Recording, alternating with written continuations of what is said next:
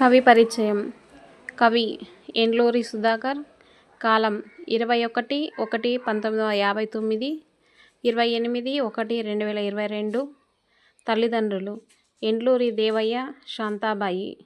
స్వస్థలం ప్రకాశం జిల్లా కనిగిరి తాలూకా రావికుంటపల్లె గ్రామం. బిరుదులు కవిరత్న, నవయుగ వచన కవితా చక్రవర్తి.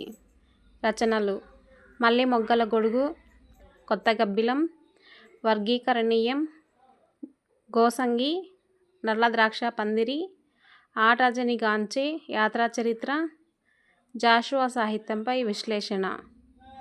నా అనుభవం నేర్పిన పాఠమే నా కవిత్వం అని తన కవితా గుణాన్ని ప్రకటించిన కవి డాక్టర్ ఎండ్లూరి సుధాకర్. ఉన్నత చదువులు చదివిన వీరు జాషువా రచనలపై పరిశోధన చేసి PhD పట్టా పొందారు. పొట్టి శ్రీరాములు తెలుగు విశ్వవిద్యాలయంలోను, కేంద్రీయ విశ్వవిద్యాలయంలోను లెక్చరర్గా, అసోసియేట్ ప్రొఫెసర్గా, శాఖాధిపతిగా సుమారు 30 సంవత్సరాలుగా పనిచేశారు.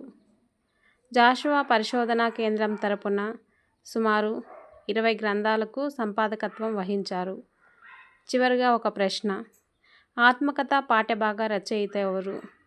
కామెంట్ బాక్స్లో కామెంట్ చేయండి. లైక్ చేయండి, షేర్ చేయండి.